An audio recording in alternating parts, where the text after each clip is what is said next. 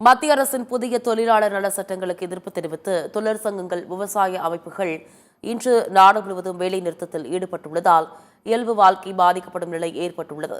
தொழிலாளர் சட்டத்தில் தற்போது அமலில் உள்ள 29 தொழிலாளர்கள் நல சட்டங்களுக்கும் மாற்றாக 4 புதிய சட்ட தொகுப்புகளை மத்திய அரசு கொண்டு வந்துள்ளது. இந்த திருத்தங்களுக்கு எதிர்ப்பு தெரிவித்துள்ள தொழிற்சங்கங்கள் பழைய சட்டங்களை நீடிக்க வேண்டும் என்று வலியுறுத்தி வருகின்றன.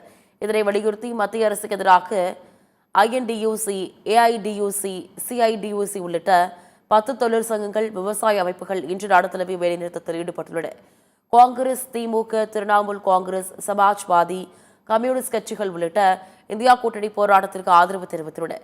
மத்திய அரசு ஊழியர்கள், ஆசிரியர்கள், வங்கி ஊழியர்கள், காப்பீட்டு நிறுவன ஊழியர்கள், போக்குவரத்து ஊழியர்கள், ரயில்வே ஊழியர்கள் என நாடு முழுவதும் சுமார் 30 கோடி தொழிலாளர்கள் வேலைநிறுத்தத்தில் ஈடுபட்டுள்ளனர்.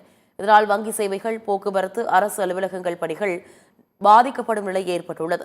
கேரளா, ஒடிசா, மேற்கு வங்க மாநிலங்களில் நடக்கும் போராட்டத்திற்கு உள்ளூர் அளவில் வலுவான ஆதரவு இருப்பதால் அங்குள்ள பள்ளி, கல்லூரிகளும் மூடப்பட்டுள்ளன. பொது வேலை நிறுத்தம் காரணமாக கேரளாவில் தமிழ்நாடு உள்ளிட்ட வெளிமாநில பேருந்துகள் நிறுத்தப்பட்டுள்ளது.